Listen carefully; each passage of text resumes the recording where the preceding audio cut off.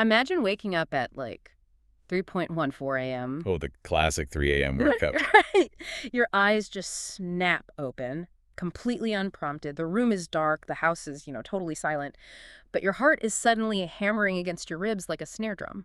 Yes, the physiological response is already at peak. Exactly. You haven't even moved a muscle, yet your respiratory rate has spiked. Your palms are slick with sweat. And in the span of maybe 4 seconds, your brain has bypassed any conscious thought. It just delivers this massive systemic dose of cortisol and adrenaline directly into your bloodstream. And why? Because some stray, half-formed thought about an email you sent on Tuesday just drifted through your subconscious. It is wild when you really think about it. It really is. Your body is physically preparing to fight a predator to the death, but the predator is, just a PDF attachment. Right. I mean, it's a profound biological mismatch. We are navigating a modern, purely psychological landscape Right. using an evolutionary alarm system that was built for physical survival on the savannah. And that biological mismatch is the absolute core of what we are unpacking today. Welcome to this deep dive. If you are sitting there listening to us, yes, you, the curious learner who knows exactly what that 3:14 a.m. adrenaline dump feels like, we are talking directly to you. We are right there with you. Our vision today is to really tear down the machinery of overthinking and anxiety. We are looking at a text called The Art of Letting Go, which is a comprehensive guide by Miles Niska. And we aren't just skimming the surface of, Yeah. typical self-help advice here. No, definitely not. Even if you've been battling anxiety for years and feel like you know the terrain, we're going to look at the actual biological plumbing of why your brain gets stuck in these loops, and more importantly, how to mechanically dismantle them. What's incredibly valuable about Niska's approach is that it moves past the theoretical. It grounds everything in physiology. Which is so refreshing. It really is. It is an exploration of how to use your body to hack your brain and your brain to regulate your body. We are going to build a personalized, deeply practical toolkit today. Yeah, we're going to look at the exact daily routines, the specific mechanics of breathing exercises, and the cognitive restructuring required to quiet a mind that feels like it's constantly spinning out of control. To really fix a restless mind, though, we have to start by understanding the architecture of the problem. Right. Because I think we often conflate deep thinking with overthinking. Society rewards us for being thoughtful, analytical and prepared. Absolutely. We get praised for thinking ahead. So the line between rigorously analyzing a problem and completely spiraling into anxiety can feel incredibly thin. But neurologically, they are entirely different processes, aren't they? They really are. Deep thinking is a linear process executed by the prefrontal cortex. It involves gathering data, weighing actual evidence, and moving toward a tangible solution. So it has an endpoint. Exactly. It requires a high cognitive load, yes, but it finishes. Overthinking, conversely, is characterized by its circularity. It's just rumination without resolution. Precisely. It's a repetitive loop that typically hyper-focuses on hypothetical worst-case scenarios, utilizing what neuroscientists call the default mode network in a highly maladaptive way. You aren't solving a problem. You are just endlessly examining the terrifying parameters of a problem that, frankly, often hasn't even occurred. Right. It's like running a predictive text algorithm that has only ever been trained on horror scripts. You give it one neutral word, like deadline, and it immediately generates a 500-page narrative about financial ruin, social exile, and living in a van down by the river. That is a perfect analogy, and Niska points out that this spinning wheel generally falls into three very distinct patterns. The first one is future tripping. Okay, let's break that down. Future tripping is the classic anticipation of negative outcomes. It is the projection of a current, often minor variable into a catastrophic, distant future. Right, like the corporate employee who misses a single deadline. Yes. A linear, deep thinking response is, I missed the deadline. I need to inform my manager, apologize, and stay late to finish it today. That is an actionable solution. It's based in reality. Exactly. The future tripping brain completely bypasses the solution and instead extrapolates disaster. It says, I missed the deadline, therefore my manager thinks I am entirely incompetent, which means I will be included in the next round of layoffs. Which means I will lose my health insurance and ultimately face financial ruin. And the physical body reacts to the financial ruin scenario, not the missed deadline scenario. That's the kicker. Your body believes the story your brain is telling it. The second pattern Niska identifies is kind of the mirror opposite of that. It's ruminating on the past. Oh, this one is tough. It really is. And this isn't just remembering a past event. It's being held hostage by it.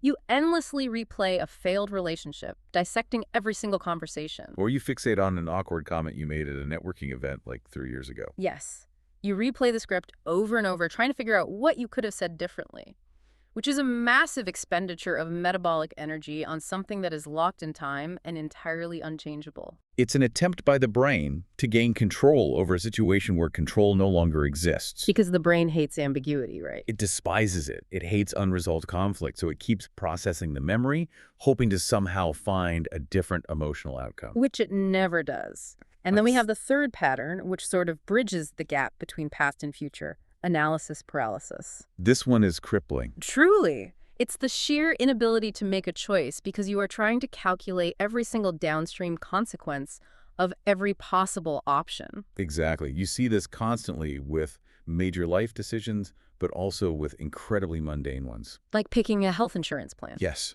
An adult looking at an open enrollment health insurance portal will meticulously review 100 pages of deductibles, copays, and out-of-pocket maximums. Because they are terrified of making the wrong choice. Right. They're operating under the cognitive distortion that a perfect, risk-free option actually exists.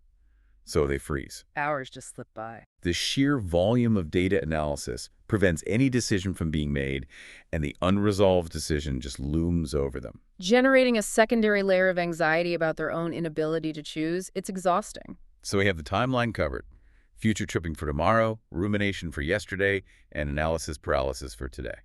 But the core mechanism linking all of these is the physical toll. I think it's easy to dismiss this as, just being in your head. Which is a very dangerous myth. Right. We culturally treat mental health and physical health as two totally separate jurisdictions. But if anxiety is just a purely cognitive phenomenon, just a software glitch, it doesn't explain why a software glitch causes severe gastrointestinal distress, or tension headaches, or a racing heart. Because the mind and the body aren't just connected. They are the exact same operating system. They are completely inseparable. Let's look at the actual biology of this anxiety loop. Okay, so when your brain is future tripping about that missed deadline, the amygdala, which is the brain's primitive threat detection center, sounds an alarm. And it's not very smart, is it? No, it's highly reactive. It does not possess the capacity to differentiate between a psychological threat like public speaking and a physical threat like a charging bear. It just registers threat. Right. When the amygdala fires, it hijacks the prefrontal cortex, essentially shutting down your logical, rational processing centers to prioritize immediate survival. The famous amygdala hijack? Yes, and this initiates the HPA axis, the hypothalamic pituitary adrenal axis. So your brain signals the adrenal glands, which sit right on top of your kidneys, to flood your system with adrenaline and cortisol. Precisely. And that chemical flood causes immediate, highly tangible physical symptoms. Like what? Well, adrenaline increases your heart rate to pump more oxygen to your major muscle groups so you can run or fight. Your breathing becomes rapid and shallow to take in more oxygen. And your blood vessels constrict, which is why your hands get cold and clammy. Exactly.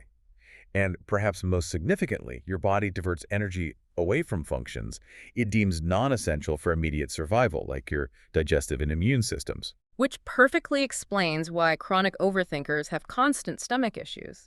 Your body is basically saying, we don't have time to digest this sandwich. We are about to be eaten. So it just shuts down the gastrointestinal tract. It's survival mode. To you, listening right now, take a second to scan your own body. Where do you physically store your stress? Are your shoulders currently creeping up toward your earlobes? Or is there a tight restrictive band around your chest? Is your jaw clenched tight enough to crack a walnut? That is not your imagination, and it's not just a quote-unquote feeling. No, it's chemistry. That is a very real, measurable, biological flood of cortisol wreaking havoc on your musculoskeletal system. And if that fight-or-flight response is constantly triggered by chronic rumination, it keeps your body in a sustained state of hyperarousal. Which is damaging over time. Highly damaging. Cortisol is highly corrosive when it stays in the bloodstream long term. It actively degrades your immune system, it destroys your sleep architecture, and it leads to serious cardiovascular strain. You are running a high-performance engine constantly in the red line. Eventually, parts start to break. Exactly. So, knowing all that, how do we stop the engine from redlining? Because telling an anxious brain to just stop overthinking is completely useless. Oh, it's worse than useless. usually makes it worse. Right, because the prefrontal cortex is offline. You can't use logic to talk your way out of a physiological response. We have to intervene biologically. Yes, we have to use the physical body to send a signal back up the vagus nerve to the brain, telling it that the environment is actually safe. And the absolute most effective, immediate way to do that is through the breath. The breath is the only autonomic function we have conscious control over. Mm. Your heart beats on its own, your digestion happens on its own, your breathing happens on its own, but you can consciously step in and take the wheel of your respiratory system. That's incredible. By controlling the breath, specifically by lengthening the exhale, you manually stimulate the vagus nerve. The vagus nerve is fascinating.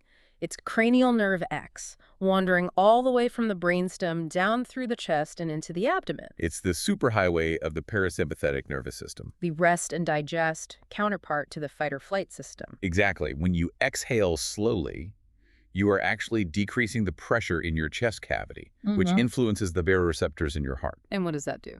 This sends a direct electrical signal up the vagus nerve to the brain, saying, the threat has passed. We can lower the heart rate. It acts as a literal biological brake pedal. Okay, so let's give the listeners some highly specific tools here, because catching panic early is the key. Absolutely. If you are sitting in a meeting or stuck in traffic and you feel that familiar spike, the shallow breathing, the tight chest, what are the specific breathing protocols Niska outlines that can short-circuit that response in under 5 minutes? Well, the foundational technique is diaphragmatic breathing. Which most of us don't do naturally anymore. We really don't. When we are anxious, we default to apical breathing. That's taking shallow, rapid breaths using only the upper chest and neck muscles. And that actually signals the brain to release more stress hormones, right? Yes, it reinforces the panic. Diaphragmatic breathing forces the air deep into the lower lobes of the lungs, fully engaging the diaphragm. How do we ensure we are actually doing it right, though? Because a lot of people think they're deep breathing, but they're just puffing their chests out like a pigeon. Right. You need tactile feedback for this. You place one hand flat on the center of your chest and the other hand resting over your navel. Okay, hand on chest, hand on belly. As you inhale slowly through your nose, you direct your focus entirely to making the hand on your abdomen rise outward. The hand on your chest should remain almost entirely still. That takes some concentration. It does. You then exhale very slowly through pursed lips, as if you were blowing out a candle through a straw, feeling the hand on your abdomen fall inward. Just 3 to 5 minutes of this drastically shifts your autonomic tone. It does. It's incredibly grounding, because you have to focus on the physical sensation of your hands. Belly moves, chest stays still. Got it. What is the next protocol for when we need to focus under pressure? That would be box breathing. I've heard athletes use this. Yes, it's a highly structured technique utilized by elite performers. Everyone from free divers to military special operations personnel use it because it maintains autonomic control in extreme high-pressure environments. How does it work biologically? It balances the accumulation of carbon dioxide in the bloodstream, which is actually what triggers the urge to breathe. Right. It's not a lack of oxygen that makes you gasp. It's the buildup of CO2. Correct. By controlling that buildup, you stabilize the entire nervous system. So what's the actual box? You visualize a square. You inhale smoothly through the nose for a count of 4. You hold that breath at the top, keeping your throat open and relaxed for a count of 4. Okay, in for 4, hold for 4. Then you exhale completely through the mouth for a count of 4. And crucially, you hold the lungs empty for a count of 4. Then you repeat the cycle. The rigid mathematical structure of the counting must occupy the working memory of the brain, right? Exactly. It completely interrupts the overthinking loop, while the regulated oxygen exchange pacifies the amygdala. In 4, hold 4, out 4, hold 4. It demands your full cognitive attention. It really does. And there is a third technique mentioned in the source material, heavily popularized by Dr. Andrew Weil, which is specifically designed as a sort of emergency release valve. Yes, the 4-7-8 technique.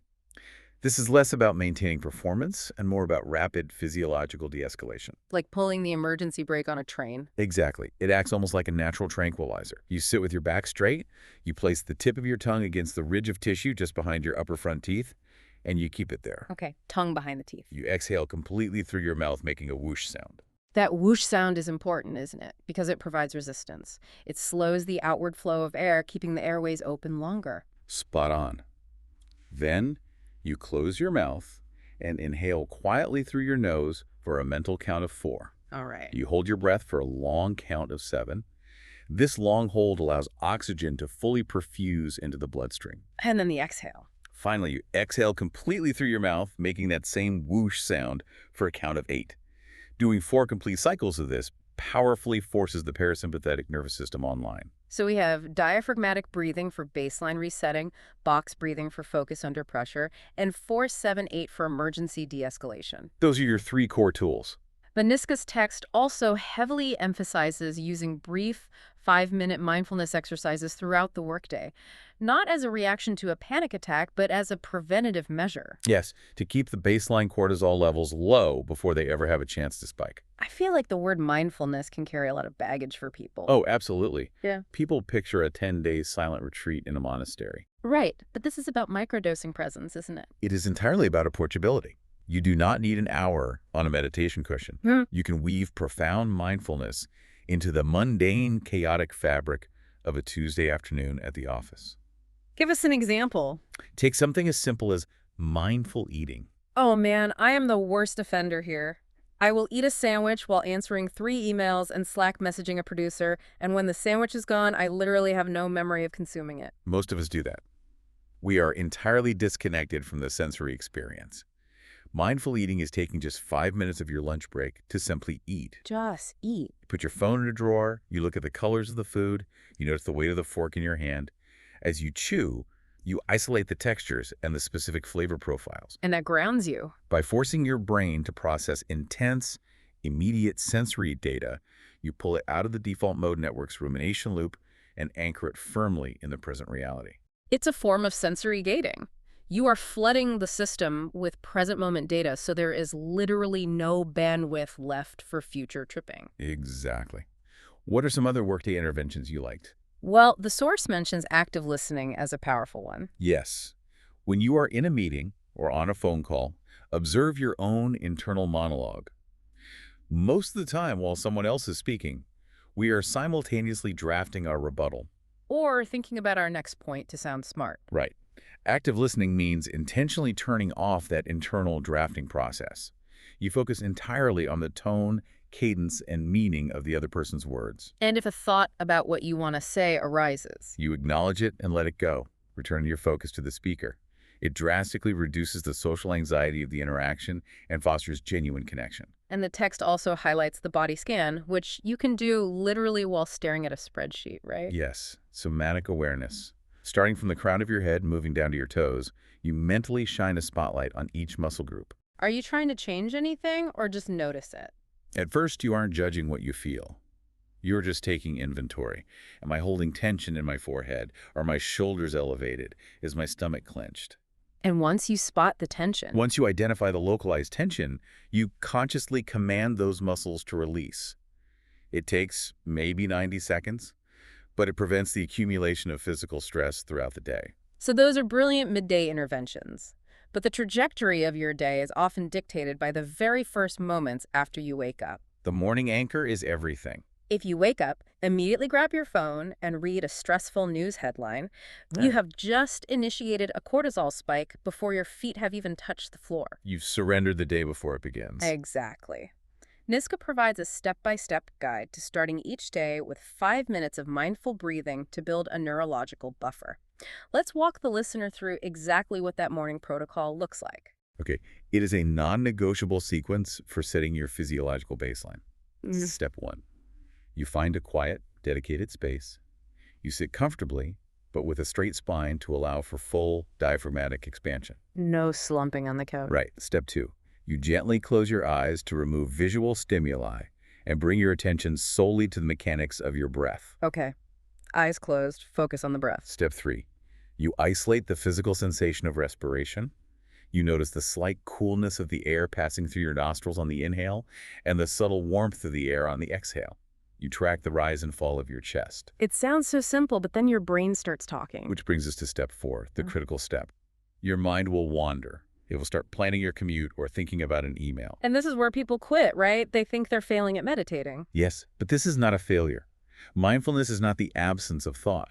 It is the practice of noticing the thought. When you notice you have drifted, you gently, with zero self-judgment, detach from the thought, and shepherd your focus back to the breath. That lack of judgment is everything. If you get mad at yourself for thinking about an email, you're just generating more stress. Exactly. The bicep curl of mindfulness is the act of noticing the distraction and returning to the breath. And finally, step 5. You commit to doing this for exactly 5 minutes, absolutely, Yes. before you interact with any digital screens or external demands. Doing this first thing in the morning is like laying down a soft layer of insulation around your nervous system. When the inevitable jolts of the day hit you, traffic, a rude comment, a spilled coffee, they hit that insulation first. You are starting the day at a baseline stress level of 1 rather than starting at a 7. You're building proactive resilience rather than relying on reactive damage control. All right, so we have established a robust physical defense. We know how to use the breath to downregulate the nervous system, lower the heart rate, and clear the cortisol. But once the body is calm, the mind is still generating thoughts. Right. We have to deal with the actual cognitive narratives. We're moving from physical calming to psychological restructuring. The source material spends a lot of time on what psychologists call cognitive distortions. What exactly are these for someone who hasn't heard the term? Cognitive distortions are basically the brain's faulty wiring. They're habitual, systematic errors in thinking that warp our perception of reality. Like an optical illusion, but for your thoughts. Exactly. Evolutionarily, our brains developed a negativity bias. It was much safer for our ancestors to assume a rustling bush was a tiger rather than just the winds. Because a false positive kept you alive. A false negative got you killed. Right. But in the modern world, this negativity bias manifests as a set of highly predictable, irrational thought patterns that constantly feed the anxiety loop. One of the most prevalent ones mentioned is all or nothing thinking. Yes, extreme black and white polarization. The brain strips away all nuance and context. If a project is not an absolute flawless triumph, it is a catastrophic failure. There is no middle ground. Right. If you are on a diet and you eat one cookie, all or nothing thinking says, well, the entire diet is ruined. I am a failure with no discipline. I might as well eat the whole box. I think we've all been there. And it applies to how we view our careers, our relationships, and our own self-worth. Another major one is catastrophizing, which is the engine behind the future tripping we discussed earlier. And then there is personalization. This one is incredibly insidious because it weaponizes empathy. Personalization is the egocentric assumption that you are the direct cause of other people's negative moods or behaviors, even when you have absolutely zero evidence to support it. Right. A colleague walks past your desk, they look furious, they don't say hello, and they slam their office door. And your brain immediately makes it about you. The personalized cognitive distortion instantly dictates, they are furious with me. What did I say in yesterday's meeting? I must have deeply offended them. You take the entire weight of their emotional state and put it squarely on your own shoulders. When, in reality, they just got a parking ticket or their dog is sick. It has absolutely nothing to do with you. It is exhausting to live that way. So, recognizing these distortions is the first step. But how do we dismantle them to build long-term emotional resilience? Because knowing a bridge is structurally unsound doesn't actually fix the bridge. Niska introduces a rigorous cognitive behavioral framework called the 3 C's technique. Catch it, check it, change it. Let's really break down the mechanics of this, because this is where we actually rewire the neural pathways. Step 1, catch it. Catch. It requires metacognition, the ability to think about your own thinking. You have to monitor your internal monologue and flag the distortion when it happens. You literally say to yourself, my chest is getting tight, I am spiraling, I am currently engaging in catastrophizing. You name the distortion to remove its power. Step 2, check it. This is the cross-examination phase. Exactly. You become a rigorous, objective scientist examining the data of your own thoughts. What kind of questions are we asking ourselves here? You ask probing questions. What concrete empirical evidence do I actually have to support this thought? Is this a fact? Or is it an assumption? If my best friend were in this exact situation, would I apply this same harsh judgment to them? You are forcing the prefrontal cortex back online to analyze the output of the amygdala. Yes. And most of the time during the check-it phase, you realize you have zero evidence. The structural integrity of the anxiety just collapses. Which leads to step 3, change it. You replace the distorted thought with a more balanced, neutral perspective. But wait, if I am terrified about a presentation and I force myself to think I am going to be the most brilliant speaker they have ever seen and everyone will carry me out on their shoulders, isn't that just toxic positivity? Oh, absolutely. Aren't we just lying to ourselves to temporarily feel better? That is a vital distinction to make. Reframing is absolutely not toxic positivity. Toxic positivity is the denial of reality, It is suppressing genuine fear or grief with a facade of forced cheerfulness. which actually increases psychological distress because you are actively suppressing your true state. Cognitive reframing is about aligning your thoughts with actual empirical reality to counteract the brain's negativity bias. Walk us through how that works in practice. Let's stick with the presentation example. You stumble over your words on one slide. Your distorted all-or-nothing brain says, I completely ruined the presentation. I look like a fool. My career is over. A very familiar narrative. Toxic positivity would demand you say, that was flawless. Every word was perfect and they loved it. And the brain immediately rejects this because it knows it's a lie. Exactly. Cognitive reframing, the change it step, says, I stumbled over one slide. That was uncomfortable and I felt embarrassed. However, I recovered my composure. The remaining 20 slides went smoothly, the audience asked engaged questions, and my track record on this project is otherwise excellent. I made a minor error, but the overall presentation was successful. That is incredibly powerful. You aren't denying the stumble. You are just refusing to let the stumble define the entire event.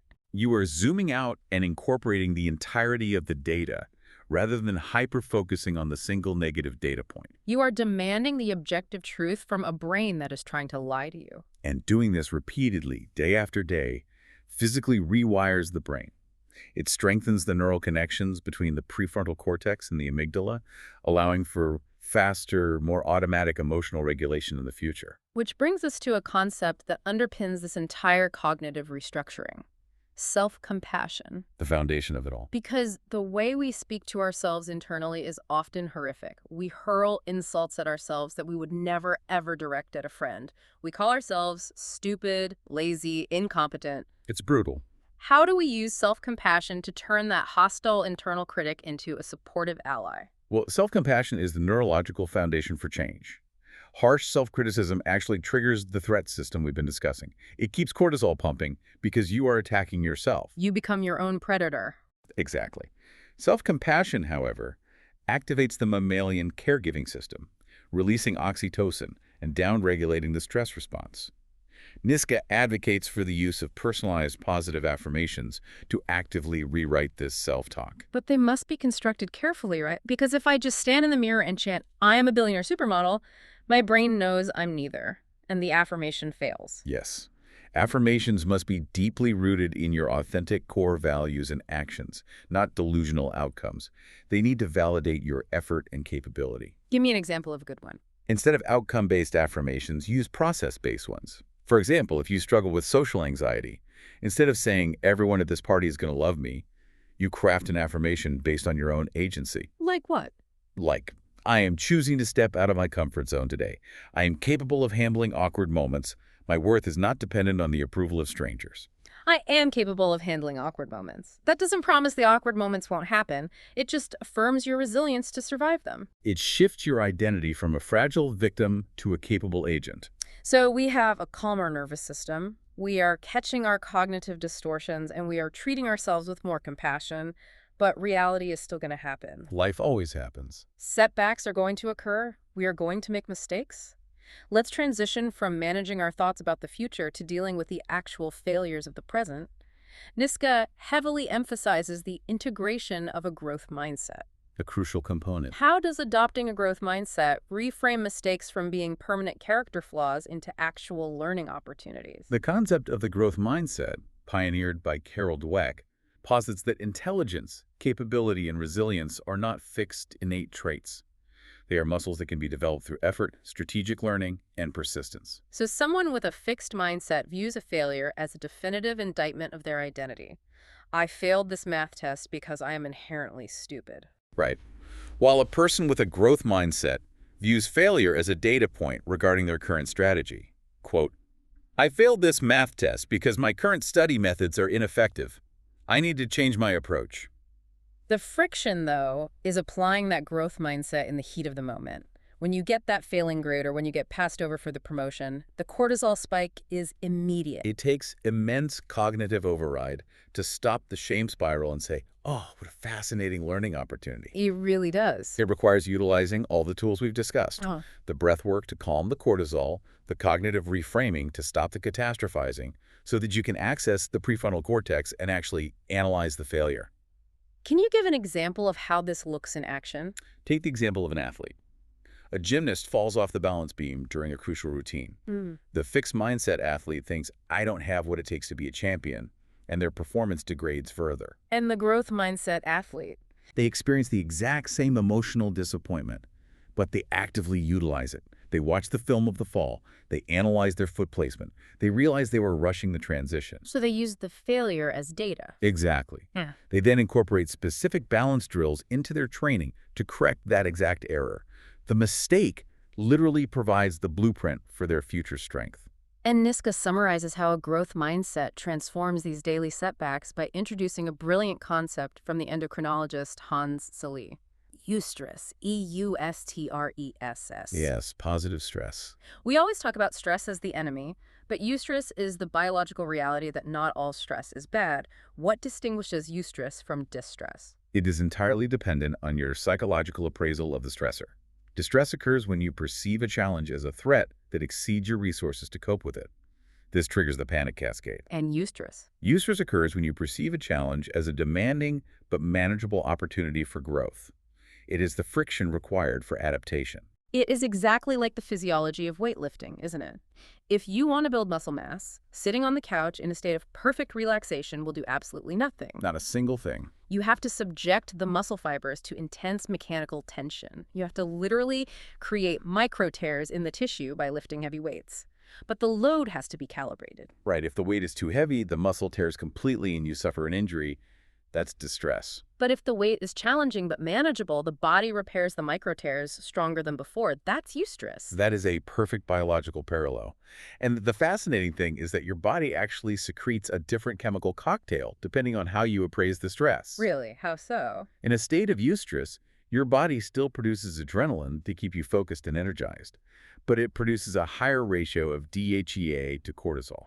What does DHEA do? It's a neurosteroid that promotes brain growth and resilience. By shifting your perspective to a stresses-enhancing mindset, an overwhelming project at work is no longer a path to ruin. It becomes an inoculation.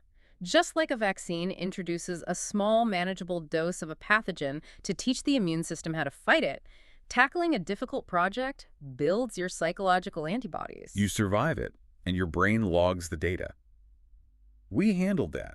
We are more capable than we thought. To you, listening right now, think about a specific painful failure you experienced recently. Maybe you bombed an interview, or a client ripped apart your proposal, or you lost your temper with a partner. Something that really stung. We aren't going to toxic positivity our way out of it. It sucked. But I want you to isolate one specific tool, one piece of actionable data, or one behavioral boundary you gained as a direct result of that failure. If you can identify that, you just retroactively transformed distress into eustress. You extracted the nutritional value from the failure. That is the precise mechanism of post-traumatic growth. It is. Okay, we have covered massive philosophical and biological terrain. We understand the vagus nerve, the default mode network, the cognitive distortions, and the mechanics of eustress. We've covered a lot. But all of this knowledge is entirely theoretical unless we architect our lives to support it. We need to physically schedule this resilience into our days. Action is required. Let's dive into Section 5 of Niska's framework. Bookending your day. Why are morning and evening routines the ultimate defense against an overactive mind? Because the anxious brain thrives in ambiguity and chaos. When the brain doesn't know what is coming next, it burns enormous amounts of metabolic energy trying to anticipate and prepare for every possible scenario. It's constantly scanning the horizon. Exactly. Routine is the antidote to ambiguity. A routine provides rigid, predictable structure. It tells the nervous system we know exactly what we are doing for the next 30 minutes. You do not need to scan for threats. It automates the calm. Let's create a highly specific step-by-step checklist of early morning mindfulness habits, because how you navigate the first 30 minutes of waking dictates the neurochemical trajectory of the next 15 hours. Here is the architecture of an anxiety-reducing morning routine. First, The absolute prohibition of immediate screen time. This is the hardest one for people. It is. Do not grab your phone. Do not check your email. Do not look at the news. Do not open social media. Why is it so destructive? The moment you consume external data, you surrender your cognitive agency and force your brain into a highly reactive threat-assessing state. You're reacting to the world's agenda, not your own. Okay, no screens. What's second? Second, engage in the 5 minutes of mindful breathing we outlined earlier. Sit up, close your eyes, and establish your parasympathetic baseline before the demands of the day begin. Third, recite your personalized, values-based affirmation to prime your prefrontal cortex. Remind yourself of your capability and your intention for the day. Love that. Fourth, savor a simple analog ritual. This is about grounding yourself in the physical world. I love this part. This could be the act of making pour-over coffee or brewing tea or even just washing your face, but doing it with immense, hyper-focused presence. Exactly. Don't think about the 10 a.m. meeting while the coffee is brewing. Listen to the sound of the water. Smell the roasted beans. Feel the heat radiating through the ceramic mug. You are anchoring your awareness in tangible, sensory reality. Miska illustrates the power of this with the story of Sarah, a middle school teacher. Oh, this story really resonated with me. Sarah's baseline was pure, unadulterated morning panic. She would wake up to her alarm blaring, instantly grab her phone to check emails from angry parents, eat a piece of toast while simultaneously trying to find her car keys, and sprint out the door. And by the time she walked into her classroom, her cortisol levels were already peaking. She felt like she was constantly drowning, and she was projecting that frantic, chaotic energy onto her students. And children are incredibly sensitive barometers. They will instantly mirror the dysregulation of the adult in the room. Precisely. So Sarah completely overget her architecture. She didn't change her job. She didn't get easier students. She just changed the first 30 minutes of her day. She woke up 20 minutes earlier. She left her phone in another room. She did her diaphragmatic breathing. She drank her tea while looking at the window, focusing solely on the temperature of the mug and the sunlight. That small, protected sanctuary of time fundamentally changed her neurobiology. She shifted from entering her classroom in a state of reactive dread to entering with grounded, proactive anticipation. She was anchored. She took control of the variables she could control. And you must do the exact same thing at the other end of the day. Right.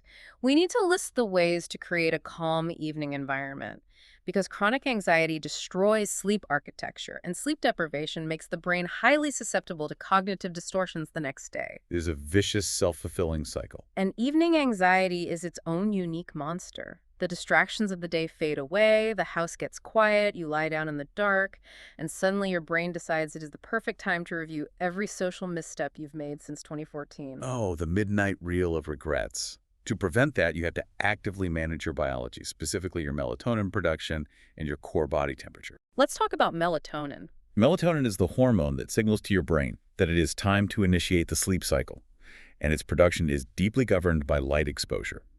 So first, you must limit blue light exposure phones, tablets, televisions, at least an hour before bed. Because blue light explicitly mimics daylight and halts melatonin secretion. Exactly. Second, declutter the physical space of your bedroom. Does a messy room really affect sleep? Very much so. The brain processes visual clutter as unfinished tasks, which keeps the default mode network active. It won't let you power down. Okay, third step. Third, manipulate your environment. Use blackout curtains to achieve total darkness.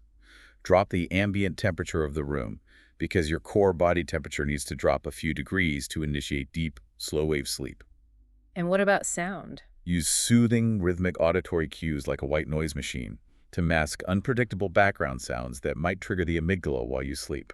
And what about specific wind-down rituals to physically exhaust that residual tension before you get into bed? You need to bridge the transition from the high-frequency beta brainwaves of the workday down to the slower alpha and theta waves of rest. How do we do that? Engage in low dopamine, non-stimulating activities. Reading a physical, paper book, taking a warm bath, which artificially raises your skin temperature and subsequently plummets your core temperature when you get out, heavily inducing sleepiness. But the most potent physical tool mentioned is progressive muscle relaxation, or PMR.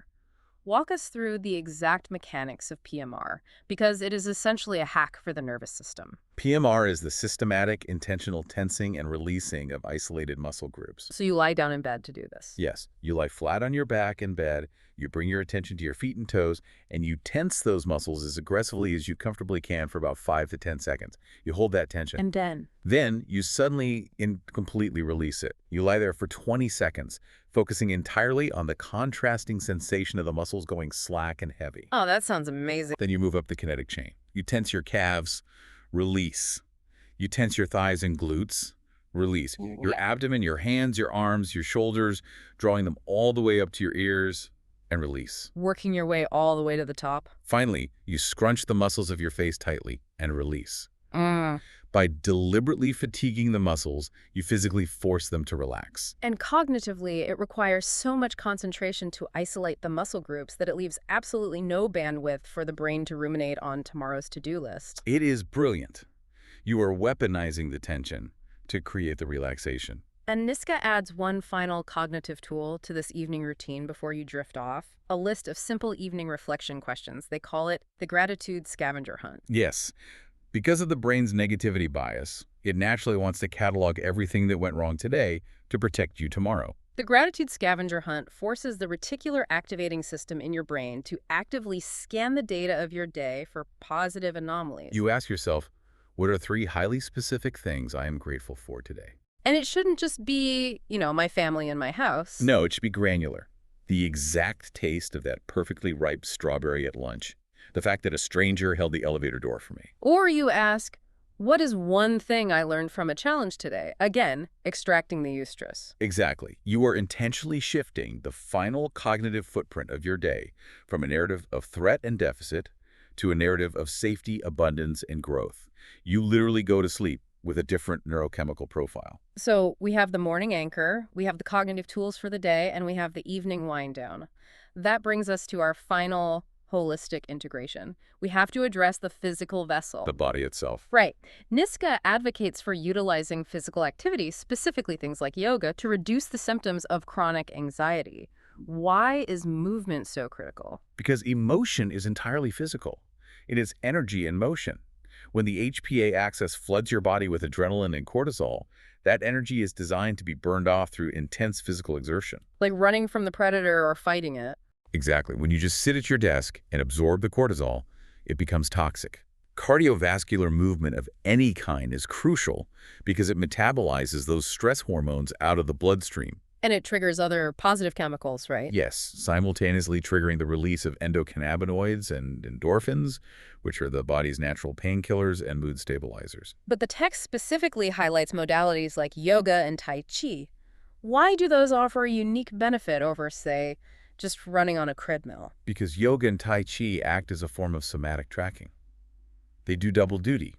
Yes, they require physical exertion and build muscular endurance, but they rigorously link that movement to the rhythm of the breath. Bringing it back to the breath. And they demand intense interoception, the awareness of the internal state of the body. When you are holding a difficult yoga posture, the physical stress mimics emotional stress. Your heart rate rises, your muscles shake. Right. And the practice teaches you to maintain slow, diaphragmatic breathing while under physical stress. You are conditioning your nervous system to remain calm in the presence of discomfort. You are literally practicing resilience. It's basically a simulator for real-life stress. Furthermore, it reveals the hidden pockets where your body is storing chronic tension.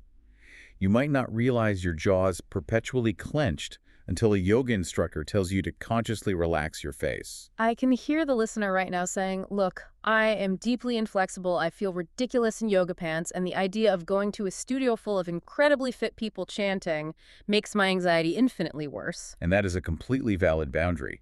The modality must serve you, not stress you. So what's the alternative? The goal is the movement of energy, not the perfection of a pose. If yoga feels inaccessible, a 10-minute brisk walk outside, especially if you can expose your eyes to natural sunlight, is highly effective. Or just moving around at home. Putting on headphones and aggressively dancing in your living room to music you love achieves the exact same neurochemical reset. The objective is simply to break the physical stagnation. Just shake the Etch-a-Sketch, get the cortisol moving out of the tissue. Exactly. And finally, to truly map the mind, the text includes the use of brief journaling prompts to identify personal triggers and emotional patterns. Journaling is often dismissed as just keeping a diary, but from a psychological standpoint, it is a mechanism of externalization. Why does externalizing it help? When anxious thoughts are swirling in your default mode network, they feel infinite, overlapping, and entirely overwhelming. The act of writing forces you to take those abstract, overlapping fears and process them linearly through the lingual centers of the brain. You literally trap the anxiety on the physical page. It gives the fear boundaries, which allows your prefrontal cortex to examine it objectively. It acts as an incredibly clear mirror. It reveals the blind spots in our behavior that we can't see when we are in the middle of the storm, and the prompts Niska provides are designed to be surgically precise. They really are. Instead of just writing, "I feel stressed," the prompts ask, "in what specific ways am I giving my power away today?" That is a heavy question. It confronts the victim mentality directly. Or, what am I currently tolerating in my life that no longer feels good? Or, utilizing the cognitive check we learned, is this current thought leading me toward a tangible solution, or am I merely dwelling on the parameters of the problem? Those prompts demand radical honesty. And very often, what the journaling reveals is a profound lack of personal boundaries. We discover that our anxiety isn't a mystery. It's the direct result of constantly overcommitting our time, energy, and emotional resources to appease other people. Which perfectly sets up the final tool we want to highlight, the 24-hour yes rule. If journaling reveals that you are a chronic people pleaser and you are drowning in obligations you resent, you implement this rule. Tell us how it works. It's simple. Whenever someone makes a request of you, whether it's your boss asking you to take on a new committee or a friend asking you to help them move on your only day off, your default, immediate answer is no longer allowed to be yes. Your automatic script becomes, "Let me check my schedule and my current bandwidth, and I will get back to you within 24 hours. It is a brilliantly simple boundary. It interrupts the impulsive, anxiety-driven urge to accommodate. It creates a temporal buffer zone. In that 24 hours, you can consult your calendar, assess your actual energy levels, and decide if the commitment aligns with your priorities, free from the immediate social pressure of the interaction. It gives you the space to actually choose, rather than just react. It's life-changing for people pleasers. We have dismantled a massive amount of machinery today.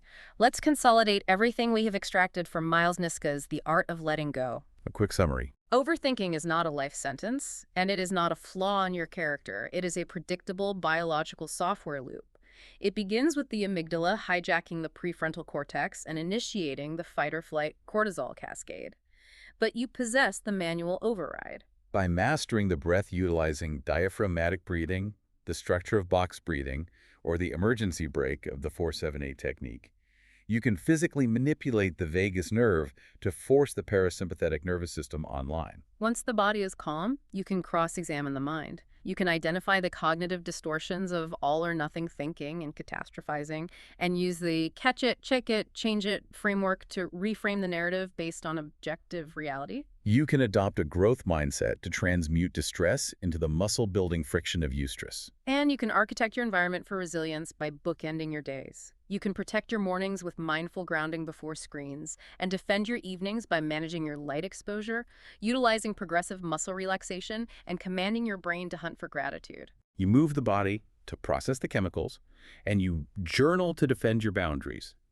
It is a profound, holistic toolkit that addresses the human animal at every level: cellular, cognitive, and environmental. But before we conclude, I want to leave the listener with one final mechanism to consider, which is the underlying engine of all of this. Neuroplasticity. Exactly.